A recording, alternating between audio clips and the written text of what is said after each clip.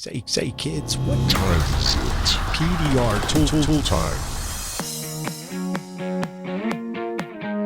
Hey, what's up everybody? My name is Mike Toledo. Today's special guest is Steve Hopf, founder of Ultra Dent Tools and is one of the biggest PDR tool manufacturers in the world, based out of the United States in the Riverside, California. Please welcome Steve Hopf.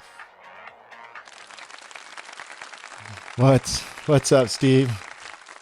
How you doing? Good, man. Good. I just been talking to everybody about all these new cool tools that you've been making, which we will get to in a little bit. And I'm here with John Hiley, and then I think Daniel Grom's going to be joining us in a little bit. I think he's having a little bit of technical difficulties here.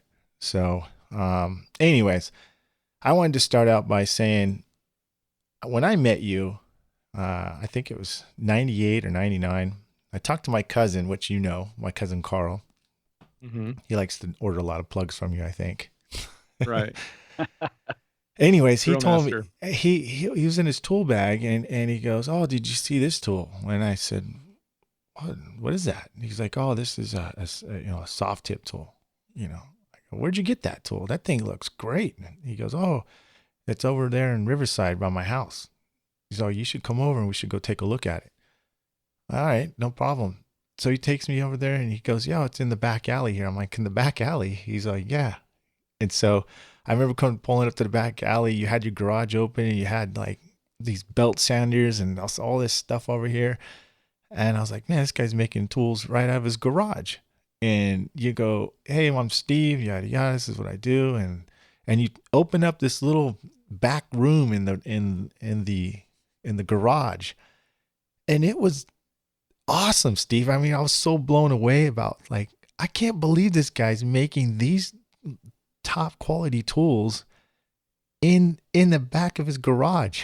and honestly, the tools, I still look back from based on my memory, and I'm sure there's definitely a difference now, but in my mind, I didn't see a big difference in quality back then compared to now. I mean, you can maintain the level of quality from your garage all the way to obviously your big stuff that you have going on right now. Obviously, you have a factory pretty much going right now. But I was so Mm-hmm. impressed about the quality of tools you had back then. So, I mean, how did you get into it? First of all, before you get into the tools, tell us some background. How did you get into PDR, or what were you doing before PDR?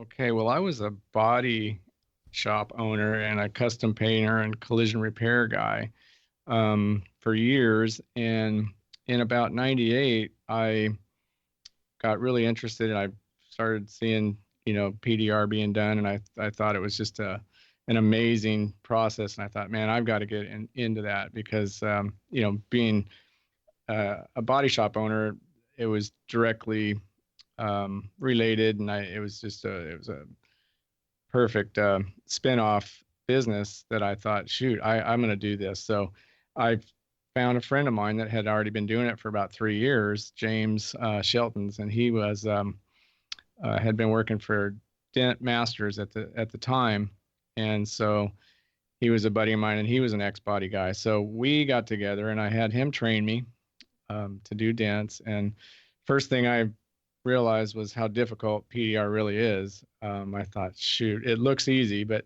the minute you try it, you're like, wow, this is really difficult. So I just kept after it and kept practicing. And, within a few months, I started getting the hang of it. And, but I just knew that I really wanted to do that. And um, so he was making some tools at the time, just a little bit. We were started off making some tools for ourselves, and pretty soon we got a little bit more involved in the tool making uh, for like I said, our own company there, and we had started having other techs come to us and say, "Man, this is some really cool stuff. Can you make me a tool, or can you make me a few tools?" So I started thinking about it, and at the time I was there. Back then there really wasn't a whole lot to choose from, so you had A1 and you had specific innovations and you had geez, I mean, Inventure. Adventure, and but there really wasn't that many back then. So um, PDQ tools, but there wasn't a whole lot of really good quality stuff. And so I'm looking at the tools that were on the market, and I thought, geez, I could make a better tool than that. So, and the prices were so high, I thought, shoot, there's, maybe there's some money in it. So we started grinding some tools and making tools by hand out of the garage, just on the side for ourselves, and it's just evolved into a business from that point. So that's just what's so funny about it. But yeah, it's right away we realized that most people want stainless steel, and so we had originally started off making chromoly tools, and we decided most guys want stainless steel, so we're going to go ahead and start making stainless tools. And James helped me for a little while in the beginning, and just a great guy, super good friend of mine. But um, he was a family man and he was busy, and so we made a decision that I would just spin that thing off on my own. And we had a service business together, so I started Ultra Dent Tools as a sole proprietor at that point. Oh, cool.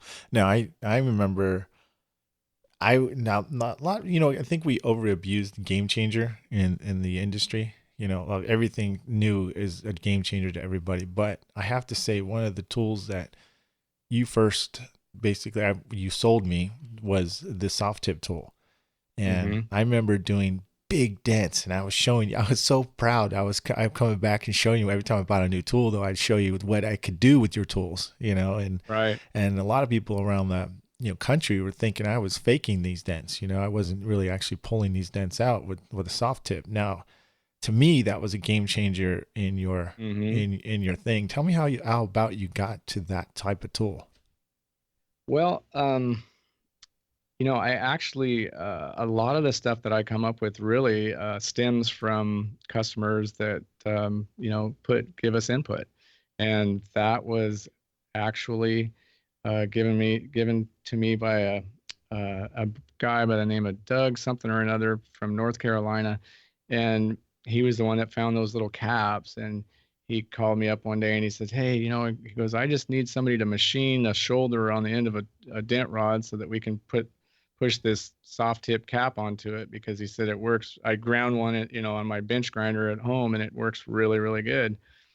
And so I thought, sure, I'll make it for you. And it's what's funny about this is that he had called a couple other companies at the time, and they didn't want to make it for him, and they're too busy or for whatever reason.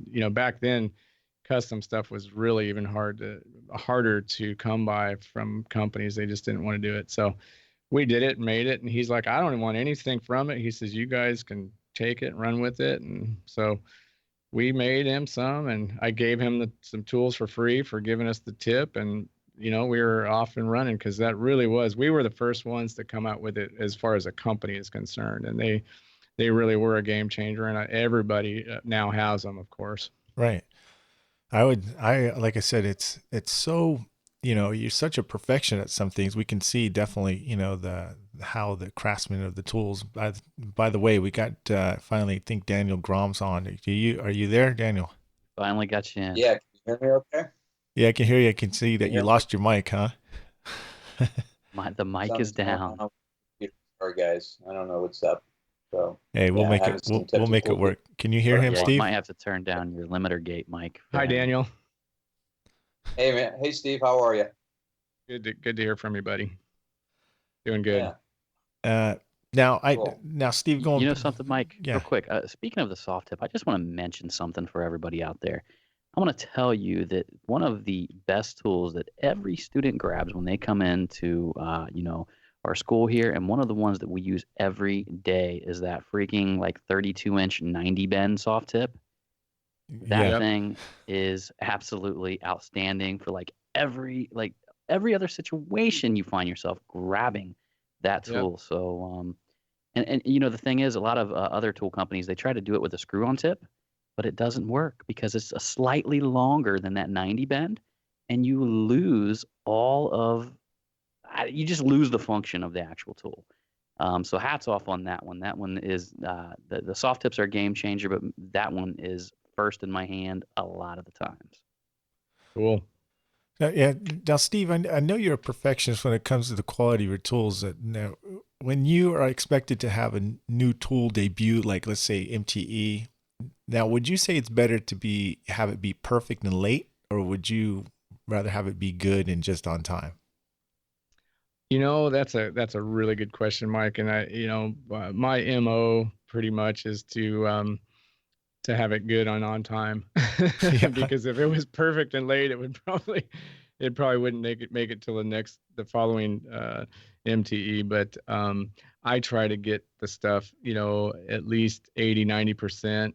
And it's easy enough to make some small tweaks to something once it's out there being tested. And the other thing is that you get a lot of input from the techs as to how those tweaks really need to be made. Yeah.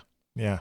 Now I know sometimes though, I know you personally though, and I know some of that. I was surprised about that answer though, because sometimes I see that you won't release a tool until it's absolutely perfect. I know you look at a tool maybe 10 times and function it and use it, because I've come with it a few times where you said, here's a tool I'm using, but and then I thought it was all good to go, and next thing you know, you did like 3 or 4 different changes to it because you changed your mind on it. So I mean, I know how you can be, so I was a little surprised on your answer. But Right.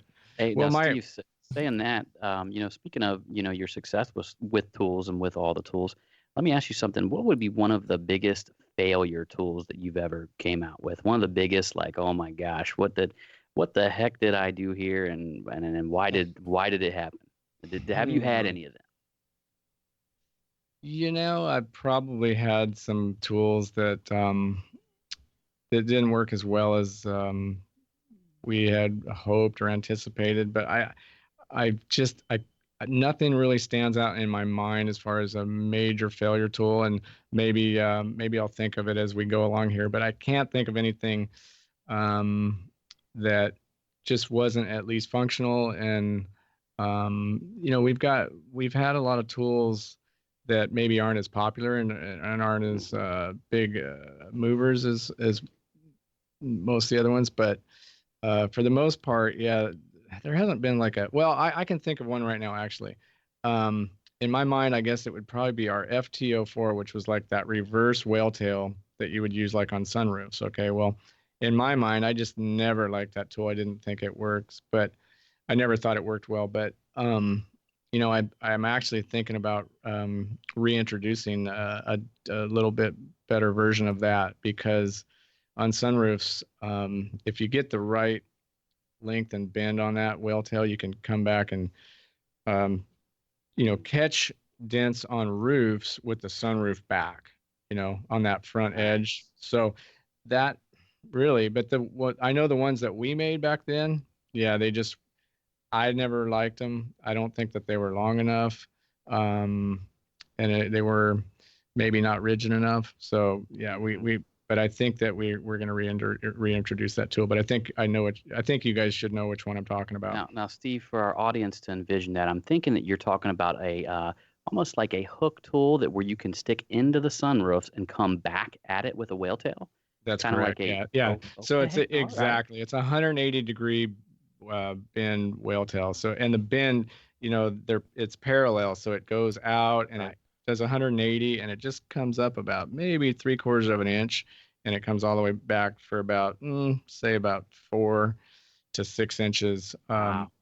And that's where I think we just needed a little bit more rigid and a little bit longer on the handle side. Now, wow. See, now that's something real quick, Mike. I'm sorry, but that's something that I could see myself using, because there's a lot of times if you can sneak in and get it from without dropping the headliner. Exactly. I've done plenty of dents that way, and that's where it gets you, right on that upper brace that's right in the backside of the sunroof. Mm-hmm. So that could be a money tool for in the right situation. So I can definitely follow you there. Right. Right. Well, I'm going to go off, like, I'm going to kind of go the opposite way, where John says, what were some of your most challenges? But it's kind of still the same question, but a different way. Now, you know, Steve, I want to know, what single PDR product would you consider your most significant career accomplishment to date? Now, walk us through that plan, how you managed it, how you measured its success, and what was the biggest challenges you faced along the way developing that tool. Okay.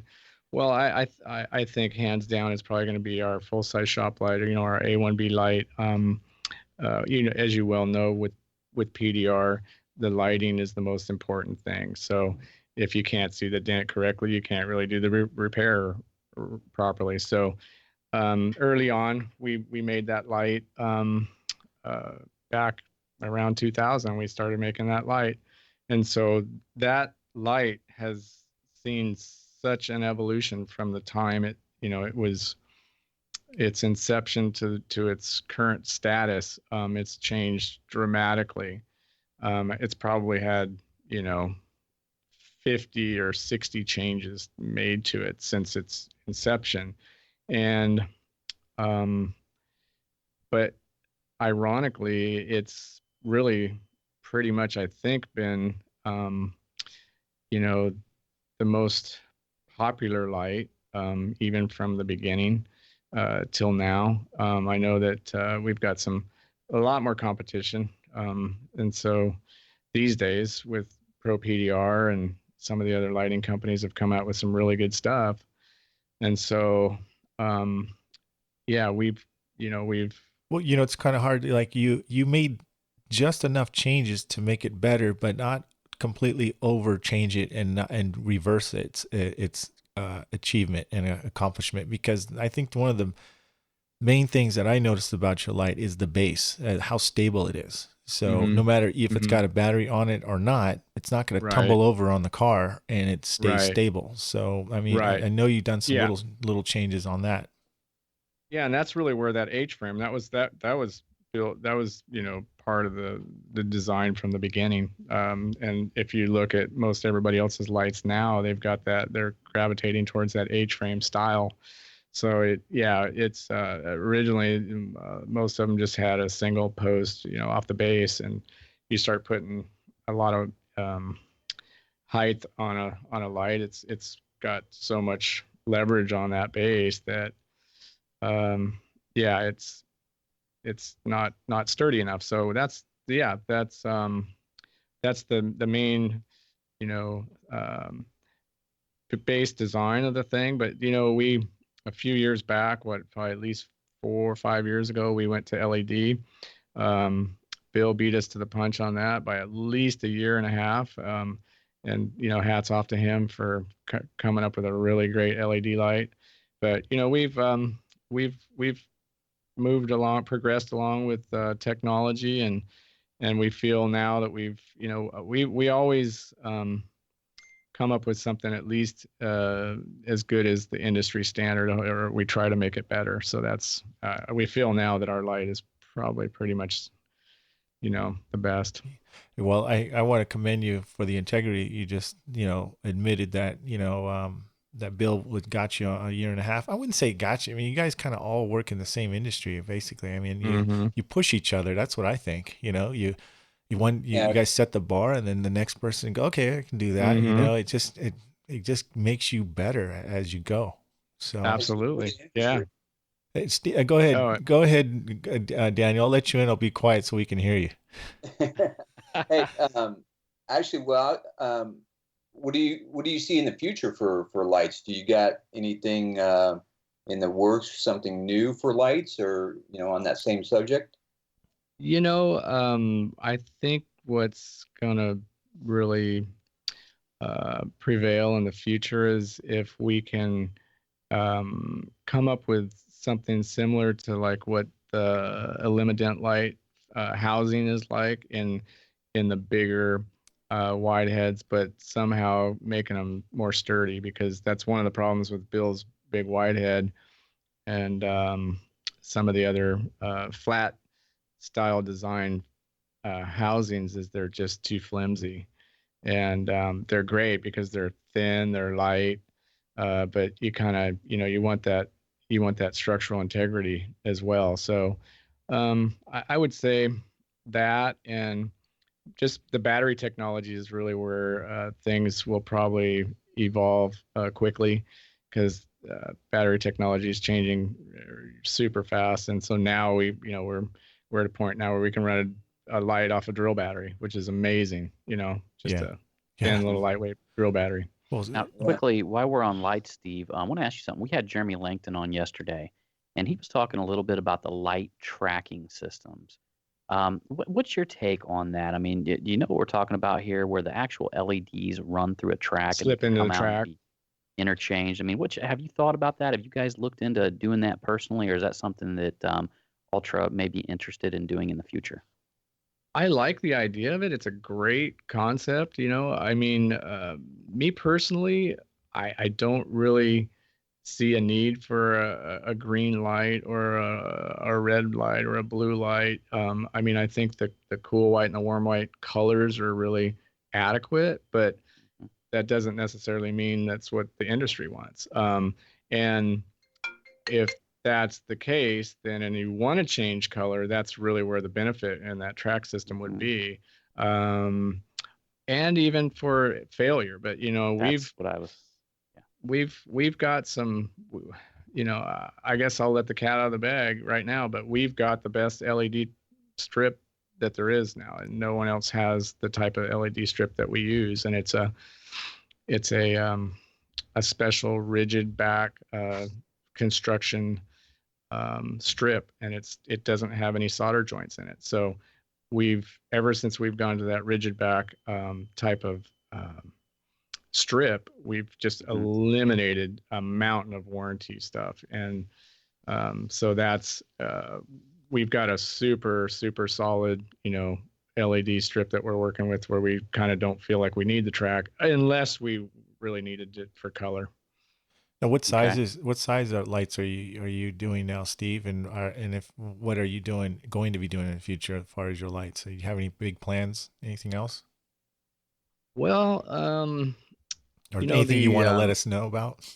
Well, not so much. Just the battery receiver pack for with the 18 volt conversion to 12 volt is really oh, that's right. You did have that. thing. You had that at MTE, right? Okay. Yeah, we're having James is making that for us, especially designing it for us, and it's going to have a special voltage regulator in it. It's going to have a USB port on it. It's going to have a dimmer built into it. And they've got 5.0 and even 6.0 batteries now, drill batteries that you can get like on a 3-foot 3-strip fixture. You can get, say, with like a 2.0, you can get an hour's runtime. 4.0, you get 2 hours of runtime. And a 6.0, you can get 3 hours of runtime with a drill battery. Wow. So, well, that makes it makes it more convenient for the guys, right? I mean, for the guys who are hail trailing all over the country and without buying batteries and leaving them behind. I mean, that would be. Oh yeah, well, and just the size and the lightness of them, and that's what's so cool about them. And they're rapid charge batteries, so they charge really quickly. Like you could charge a 2.0 in 20-30 minutes. I think it's I think 15. So that's or even you're right. So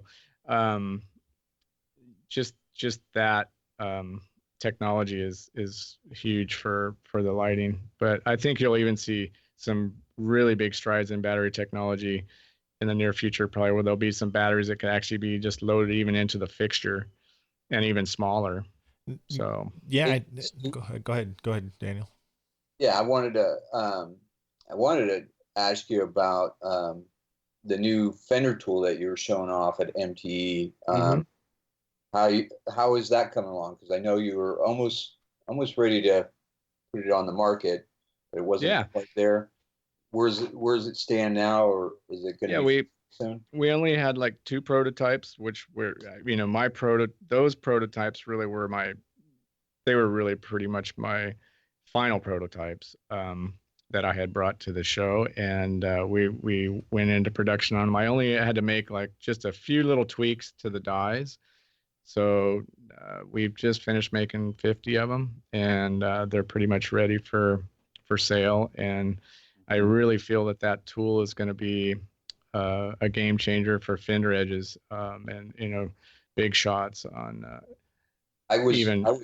I was working on a fender today, and I was going, man, I could have used that tool. For the listeners out there, once you guys, because not everybody went to the Mobile Tech Expo, and I know that we visualized them, but thinking about some of the listeners out there, can you kind of explain exactly how the tool works? Well, really what it is, it's just a super elaborate clamp, like a C clamp, okay? But it's made out of billet aluminum and super precision. And it's got a set of guide pins on the screw side, and it's got dovetails where you can load the dies in through a dovetail, so they fit in really nicely. And with the drive screw, you can select the die shape that you would want and put it up onto the edge of a fender. And really, the big benefit of the tool is it's designed to straighten out the lip of a fender edge that gets just those big shots that are virtually irreparable with a dent tool.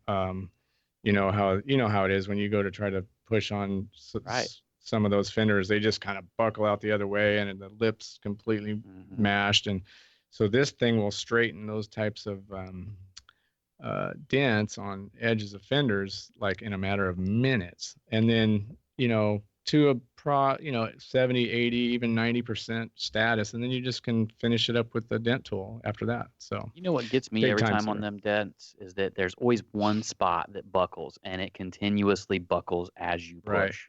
Right. So basically you're saying that these interchangeable dies will kind of alleviate that by covering a bigger space, and it'll be a little bit more molded for the exact fender edge, so you can get the strength back in it, and then you can work the dent out.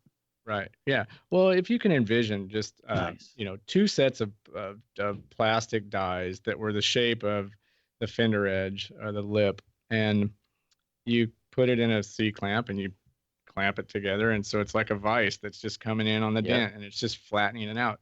The dent has nowhere to go but to go into a flat position. So, and that thing looks awesome. I seen it, but I didn't get to use it because we were busy, but it has a really cool look. And what's the price range for something like that? Because when I looked at it, I was like, man, this is going to cost big bucks because of how elaborate it was. When you look at it, it's totally James Bond looking. It looks like it should be, over like $1,000. Yeah. It's super high tech. The retail price is going to be $795, and which is, when you look at what's there, it's an amazing value for all the fabrication and machining that's been put into it. So it's a super good piece. Steve, they say Warren Buffett used to close his eyes and never look at the cost of a company when he read the stocks. Like, he would read all the evaluations, everything like that, and then he would close his eyes and imagine how much the company was worth. Well, I was doing that with that tool right there before you told me how much the cost was, and I literally was thinking 1,200 is what I was thinking. I was like doing my company evaluation for your tool, and that's what I came up with. So that's great. It's less than what I thought. Well, Steve, I don't think any of your stuff looks like James Bond. It always, to me personally, looks like you came out of Terminator 2. I mean, all the parts were made out of the Terminator like a torture 2 device. Yeah, it's really nice. Yeah, stuff. well, I focus on functionality, and I mean, we're big on aesthetics as well, but I'm more concerned on the functionality of a tool primarily. So it's got to work. Now, Steve, I know one of the things that I saw at MTE was you had the hot box there again, but you had a new price on it, and it was a lot more attractive. What's that selling for now? Yeah, well, that's kind of it's a little bit of a long story, but we were going through a third-party vendor who had a licensing agreement with the manufacturer, BTAG Innovation, in the North America and Canada, and so we were buying them from this company, and he set the price at an overly inflated price. And the problem with it was that they had the same version of the machine, just in a different power supply, in the 230 voltage in Europe, that had been there for a couple of years already in existence, and for virtually like half the price. So I pitched a major bitch about this back uh, in March last year. I mean, I've got literally, I went totally against the grain and tried to get these guys to come to their senses on the pricing, because I knew, well, I wasn't told about the other machine when I first started selling the 120 volt version, but once I realized that there was this European version for half the price, I said, man, this is not good business. So I did everything I could to try to get them to drop the price at the time. Well, they said they couldn't do it. So when we just continued to sell it, we're selling it for about $3,000 for, we sold I think 60, no, I think we sold 73 of them. Anyway, when we got to Mobile Tech, literally like the day we arrived, we got the information that these guys were going to be selling this machine for $19.95. Well, we're like, how is that? How does it go from 3,000 to 2,000 overnight? So, long story short, there was some conflicts between that third party vendor and the manufacturer, and we ended up doing a deal directly with the manufacturer. And so they completely, came down on the pricing, made it consistent with the European version. And so now we've got the machine for $19.95. So we felt terrible about it with our customers that had already bought the machines for the higher price. So we did basically like a customer loyalty credit, where we called everybody up that had bought one, and we gave them all a 10% credit back, tool credit, for the amount of money that they had paid for it. And that cost us a considerable amount of money. So it was, Way to go, Steve. yeah, it was something that we felt that we needed to do. And we felt that I don't think most companies wouldn't have done that. So, we did the best we could on it. I wish we could have given more, but that's all we could afford. So yeah, that's what's going on with it. But the machine is great. We've in the midst of all that, we learned a whole bunch of new stuff about the machine. We were told prior to that there was only a 90-day warranty on it, and in actuality, there's a 1-year warranty on it. So that's good. Yeah, that's a big difference. So the other thing that we found out about that we were misinformed on was that both machines can be run off of a world plug. So it's either machine is self-regulating. So whether it's a 120 volt machine or a 230 volt machine, the machine will, whatever power source you plug that thing into, either 120 or 230, it will self-regulate and run off of either power source. So all you don't need an inverter at all. All you need is a special world plug for it. And then you just have to use the proper heat pin for whatever machine that you're using. So if you're using a 120 machine, you have to have a 120 heat pin, and vice versa. So that was a huge thing. So what that allows you to do, it allows a guy to have a 120 volt machine, where if he wants to go overseas and use it somewhere where they have 220 to 240 volts, all he needs to do is have the world plug and the different heat pins. So that just that was a huge thing for that machine. So what are the different heat pins going for? The heat pins, I think, are about $350 now. So even the price on all that stuff came down because everything was overinflated. And so we got the price on those down. We've got the extended cable now available for it, which is it comes standard with a 4-foot cable, and you can actually get the 9-foot cable. And then we've also got a more precise, smaller V groove heat pin for like smaller dents. It's actually more precise on the smaller dents. So it's cool. Everything's working great with it. Now, you guys, just your listeners out there, again, if you are a first-time listener and you're wondering, well, how can I visualize some of this stuff, or where can I see it? You can go to pdrtooltime.com, check out this episode.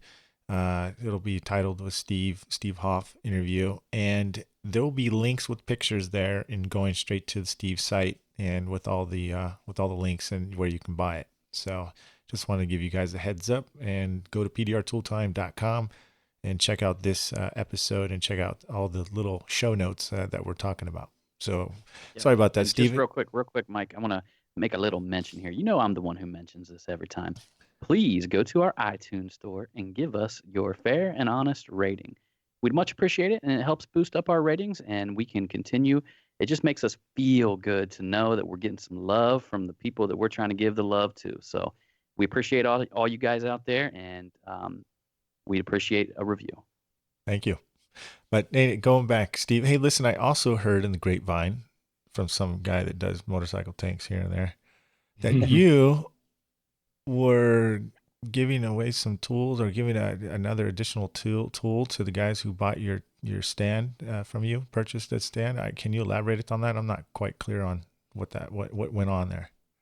Yeah. So what it is I was actually doing a dent on a Ducati tank a couple of months ago, and I had a dent that was really, really close to the filler neck, and I realized that I was just struggling with. I bent the heck out of my hook, number one, trying to get a really shorter, tighter hook that I needed to get to that dent. And then I also realized that as I was, trying to push that dent out, the tool just kept trying to slide down into the tank through the filler neck. And I said, well, shoot, man, I got to have something to keep this thing, to stop it from the tool from slipping down inside of it. So I had one of the guys, another employee here that's also a tech, help me. We sit there and we used a pair of vice grips, and we clamped them onto the rod and just let it rest on the edge of the filler neck, and sat there and just pushed, and then adjusted it and pushed and adjusted it for like at least an hour to finish this dent. And I thought, shoot, I got to make something. This is ridiculous. So I ended up making this pivoting ball stop, basically, is what it is. And it allows you, it's just a brass ball with a special hole in it with a set screw on the side. You slip it up on one of the tools. You can set the height on it, and then there's a special plastic receiver protector that's got the socket, like a radius socket down inside of it. And it really just helped a lot. And Daniel, once he saw it, he loved it. And so I just felt that it's something that should have been in the kits. And, we've, we decided that, what, they're going to be in all the new MPDR systems. And we felt that, there again, that the guys that didn't get it in their, kids, older systems that they had bought, that they're going to need them anyway. So we just decided to do a giveaway to all the guys that had bought those systems to be able to get that pivoting stop. And we also made a new hook. So at the same time, I decided, hey, I need a really short, tight hook. And so I made the MT06, and that's also going to be in all the new systems. And so I decided there again, we'd just give those, it's and worth you know what, us giving it to the. Hold on a second. So wait a minute. So you're going to give away that hook and the pivoting ball joint that's going to go in there to the past guys who bought the vise from you? That's correct. Yeah. There's another applause, man. Geez, Steve. You know what? Honestly, I don't know. As far as I've been doing dents in all the companies, I've never heard any of the tool companies doing that, not just once, but you doing it twice. That you mentioned it right here. Way to go, Steve. So thank you. Yeah, that's huge. Well, that here's shows what a class act you are. Well, here's the way I look at it. Our tools are not cheap. We are probably the highest priced company yes, they are out there. You know what? But the thing that you have to realize is that when you buy a product from Ultra Dent Tools, you're buying a warranty too, and you're buying customer support. And and this is the type of customer support that I'm talking about. We make enough money to where we can afford to really make sure that we take care of our customers, and that's what we're focused on. Yeah, that's rare. They say that's how you run a Thank you. company. I mean, that's super high integrity and way to go, Steve. We appreciate And that. Thank you. I want to add to that that first of all, that hook tool, I used it on that fender that I was working on today. It worked great for getting right on that lip. But that ball pivot is freaking so good, Steve. I can't tell you how much of a savior it is. And I'm using it on every tank. I don't always use the set pin and tighten it down. I just use it because it stables the whole tool when you're going through the fuel opening, and it's friggin' awesome. Yeah, Love it. well, mine looks Mm-hmm. really good from the website. So, Yeah, you guys know that I bent one the other day. I was prying up against that edge, had a microfiber there, and actually bent one the other day. So some of you guys seen that, and then you guys seen the apparatus that I created that I made out of wood. yeah. It worked. I mean, it worked. So I gave Daniel the photos of it though, so he's probably gonna be making one made of something cooler than wood. Well, I'll work on it. well, Steve, just speaking of custom tools that you made for yourself, I know you guys do a lot of custom tools. And matter of fact, you've done a bunch for me over the years. And matter of fact, I keep bugging you. You guys keep putting me off, but I'm gonna get you to make my Star Wars handle sooner or later. But Okay. I Fair know I know a lot of guys. You make a lot of custom PDR tools. Now, there's a lot of guys that ask, "Where'd you get that tool?" or What is it?" If a customer wants to get PDR tool made, what are the steps that help streamline the process, and who do they need to contact at Ultra Dent Tools to get that done? Well, really, the best thing that they can do is they could draw out a profile of the shape of the tool that they're looking for on just an 8.5 by 11 sheet of paper. So if a lot of guys kind of make their own, they bend something that they like, they custom make something, then they maybe want to have it made out of stainless or in a little nicer tool, just kind of recreate the same thing that they've got. So they can draw it out on that piece of paper, and then what I want them to do is I want them to specify the diameter, the length, whether they want it bendable or they want it heat treated, and then what type of handle that they want on it, and that's really pretty much it. And then they could just submit it. They can just fax it to us. But I believe that we've even got on our website a information page like that where you can submit your specs for a custom tool. But the big thing is that they're going to have to draw that profile and probably either fax or scan it and email it to us. And they could send it to me, of course, or they could send it to Nate. And either way, if they just get it to our address, our email is sales@ultradenttools.com or steve@ultradenttools.com. We'll take care of it. So usually most custom tools are about $10 to $20 more than like a standard similar tool. Yeah, and you guys have always been pretty fast about that. But what's the average turnaround time when you have a custom tool? It's generally like 1 to 3 weeks. Okay. Yeah. Depends on the complexity of it, I guess. Yeah. If guys are having a hard time drawing something, what I used to do is I used to take a coat hanger and I would bend the coat hanger.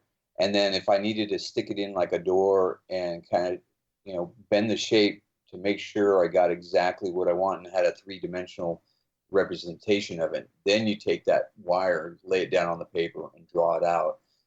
It sometimes helps. I know you have a hard time even drawing your name, dude. I know that. You guys just need you guys need what I've got, man. You guys need a set of B&D tools because they'll bend like coat hangers. You can they're untempered. Guys. So I got some guy sold me a set off the street and I use them as bendables, but man,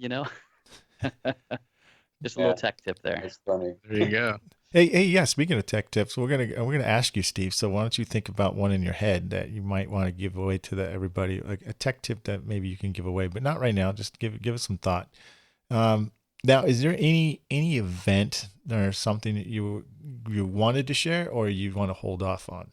Because we don't want to let it out of the bag. I know what it is, but I wanted to see if you had any idea planning to let it go, or you just want us to move on.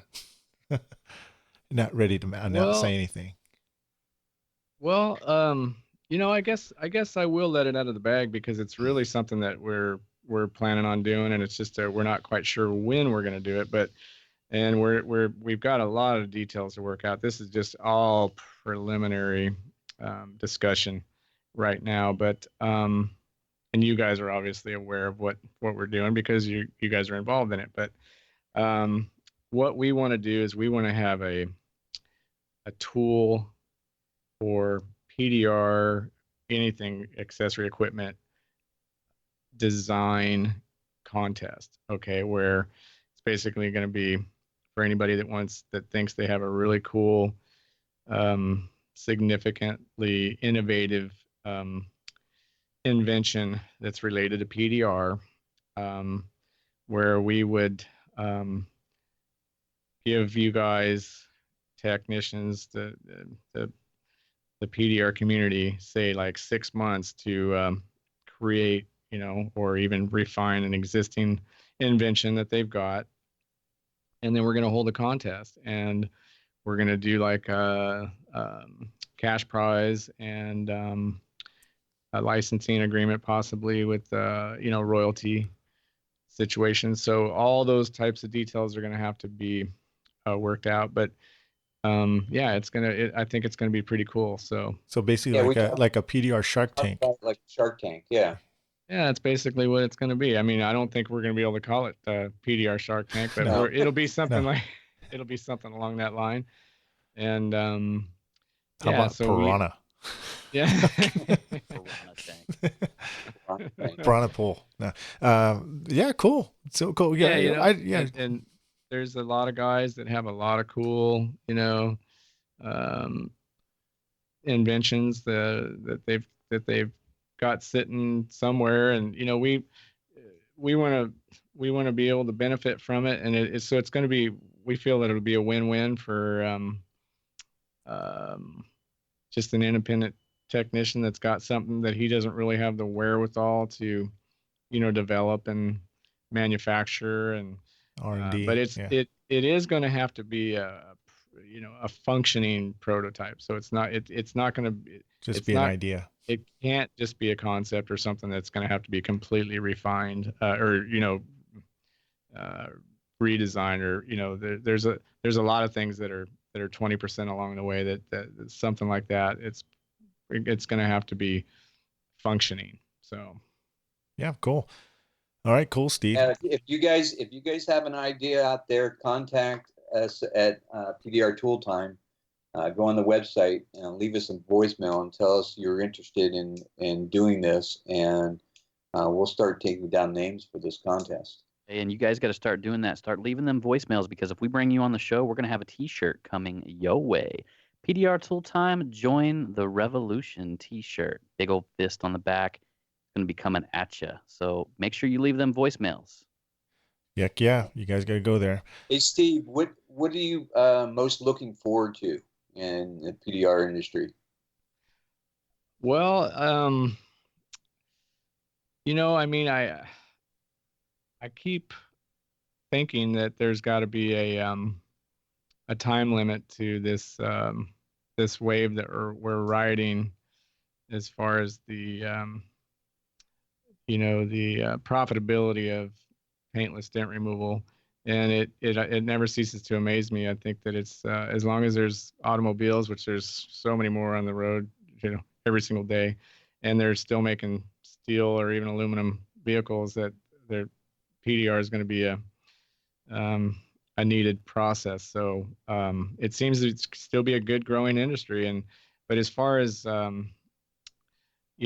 me personally, what I'm looking forward to this year is this is something I'd like to announce, is that we've got a new partnership with Anson Industries out of Texas.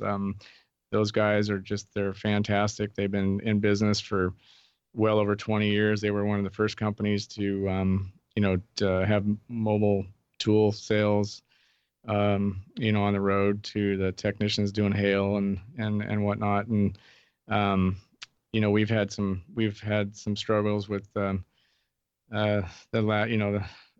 tool trailer operators, and we're trying to clean up this mess that we're in with the current one. And we'd like to apologize to anybody that's had any problems with our tool trailer. It's been a real bummer that it worked out the way it did last year. But anyway, we're looking really forward to working with Anson Industries. Those guys have they're a class act, and they're going to do a great job in representing us and selling and promoting our products, not only mobilely on their tool truck, but in their showroom. They've got probably the biggest walk-in showroom, almost, I would say, in the world, for PDR in Arlington, Texas. So I heard they got a great thing, and I've been talking to them about some glue pulling manuals and things like that. So yeah, they're really good people over there. I think. Hey, I just ordered them root beer tabs. Everybody's talking about. Right. Mike. I Yeah. just ordered them. Did you try those yet, Steve? You know what? I've got some samples. I haven't tried them yet, but I've heard enough about them to where everybody's just really raving about them. So they looked great, and they're made out of a material that they worked a couple of years to develop this special plastic.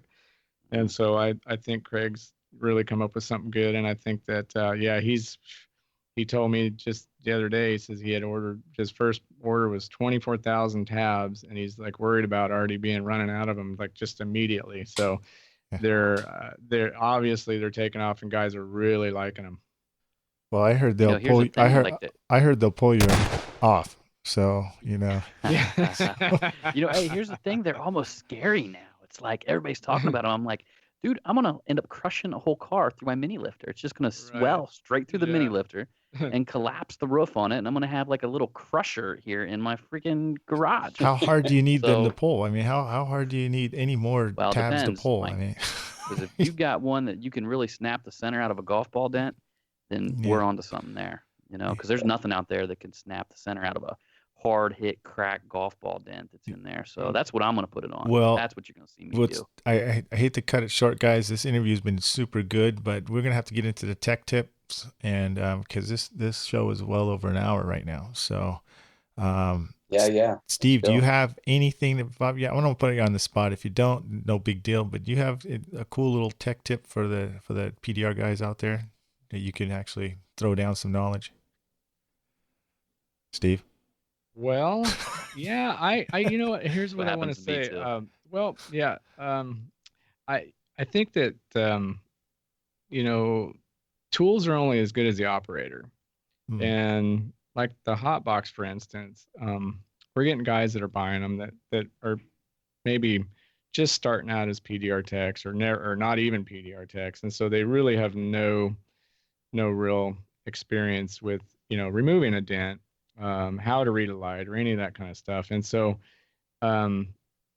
as with glue pulling, the hot box is similar in that, there's dents that they're marginally sharp that you're going to have to open them up. You're going to have to knock them bigger. You're going to have to stitch them out. You're going to have to soften them up. And you're going to have to go back and forth a little bit to make it work. So the hot box is going to be the same way. Some of them they're going to come up a little bit, and they're going to come up, and then there's going to be maybe a little bit of low left in them. So you're going to have to dish them out, open them up, soften them up, and then go back and forth with that thing. And you can eventually get those dents all the way. So what I'm trying to say is that, someone that's of higher skill level with that hot box is going to have a way better outcome with it, a lot more success than just an average, layman that's never even done PDR. So, a lot of people aren't giving that thing enough of a chance. No, I know some experienced techs. Matter of fact, Daniel Johnson, who I know told me, and I know Bryce, not Bryce Kelly, but Bryce Rockhill. He uses that thing religiously. He's a dang good tech, and he doesn't really need that hot box, but he says it saves him time. It's a big time saver. Saves him tons of time. At least makes the dent smaller, where he can just basically 1-2 push done. You know what I mean? So I mean, it definitely is. I warn people all the time. It's, you really have to play with this and understand it. The more you play with it, the better you're going to be.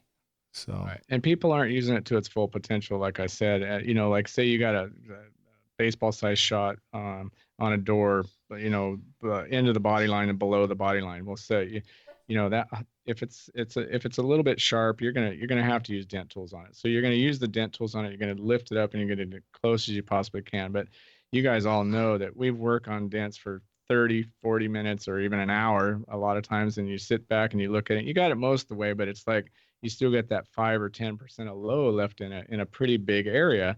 Well, to get that last 10% out, let's just say in a fist size area, that's another half an hour of pushing. I could take that hot box and actually lift that last 10% up like in a matter of minutes. And so that, when you got to use the tool properly and to its full advantage. And that's my tip, is to just, take a little bit better look at it. We're going to have some more videos online soon that will show the demonstration of some of those techniques, and that will shed some more light on that. Cool. What about you, Dan? You got anything to add? Yeah, actually, I mentioned this in a past podcast that, and I'd bring it up. So I found this stuff on Amazon, and it's called Instamorph. And I bought a $10 bag. And when you open it up, it looks like little plastic pellets. And you heat up a little thing of water like you're heating up tea in a microwave. So you get it about that hot. And you take a scoop of this Instamorph, you put it in the thing, and it melts. And you scoop it out with a spoon, and then you can mold it into any shape you want. And you can make a part that you might have broken. You can make a prototype of something out of plastic without having to have it 3D printed. It's sandable, and when it gets hard, it's really hard. And then I used it. I wrapped it a metal tip to see how it would work on working on a car, and it actually worked really well. So it's kind of a neat little product. Guys can use it to play with and make plastic parts and maybe prototypes with it. So go online, go to Amazon, and look up Instamorph. Cool. Nice. What about you, John? Anything? Yeah. You know what? I wanted to add a little bit to what Steve was saying about the hot box, because he was talking about finishing the last 10% of a dent. But one of the ways that I actually found it useful when I had it here was that there would be a little, you know how when you fix a large dent and there's a lot of little shallows like towards the edge, almost like waves, like imprints all around, you can actually go through and clean them up rather well with the hot box. And I mean, we're talking about like little miniature creases, things like that.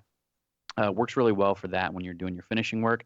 And number two, I want to encourage everybody to get themselves a 3-pound sledgehammer, 1.5 pound, 3 pound, and wrap it with some Gorilla Tape and use that as an edge dolly. Because I'll tell you what, when you're dollying edges, you only have to swing that thing at like half a mile an hour. I mean, you just need to barely bump it. So believe it or not, the weight on the head of that sledgehammer, especially when you're going like under rear quarter panels and you got the bumper off and you're trying to dolly up the edge, just that weight of the sledgehammer itself takes out all the user error of swinging a hammer.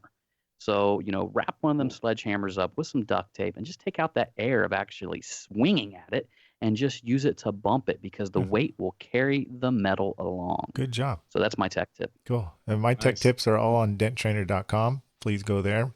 I don't feel like giving anything away free today. Got to buy a Just subscription. kidding. Well, cool, Steve. We appreciate you coming on here. Awesome podcast. Awesome interview. We do appreciate. We know your time's valuable, and we really appreciate it. I also want to mention, Steve, your staff. Everybody at Ultra is so friggin' awesome. Everybody I talk to is super nice, very helpful. You got a good team there, and they all deserve a raise.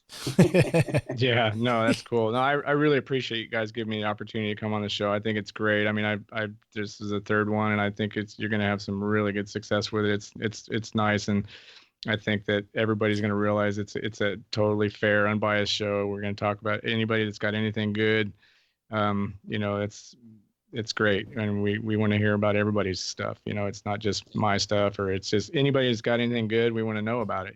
So it's a great platform. So you guys have done a great job on that. Real quick, Steve. I mean, that's again, another great shall I say, asset that you have about yourself is that you're not afraid to see what else is out there, and instead of hide away from, I don't want to put up doors and windows. I only want to see what I'm doing, and I don't want to pay attention to my competition, or I mean, it's just the people out there. But I think that's part of your success is basically paying attention. So that's good for you. So and doing it with very good integrity at the same time. So I like that. It's cool. I appreciate it. Can I say something quickly about that, Mike? Just real quick, because go ahead. Enlighten us again, John. Come on, man. All right. The bearded. So, look, I was just talking to Mike about this the other day, and what I'm finding, the more and more that I study about true success and the true successful people, you will, anytime that you're making a decision out of fear, you're going in the wrong direction. If you're making a decision out of love and abundance, okay, you're going in the right direction. So the only reason that you would not want to look at your competitors, or you would not want to, or you'd be insecure, would be because you have a fear of them. Okay. Mm-hmm. So I want everybody to start thinking a little bit different. Like all day long, I want you to start understanding, am I making this decision based out of fear, or I'm making it based out of love? Because if you're making it out of fear, you're living in a world of scarcity. If you're making a decision out of love, you're living in a world of abundance. And I'm telling you, we are living, I'm a living example of an individual who totally changed my life around. And now I receive abundance because I try to live every day based out of love. Oh, that's great. Very well said. I mean, and there's plenty of work for everybody. That's the thing. I mean, we don't really need to fight for it. There's so much of it that it's just, we all need to work together. And that's, it's just, it's one big community, the way I look at it. Yeah. That's awesome. Well, that's awesome, right, guys. Hey, we are going to end it. Steve, I just want to say thanks a lot. And hey, we'll see you on the next future podcast sometime. So right on. All cool right. deal. Yes, thanks for having me on. All right, okay, guys, thanks, we are out of here. All right.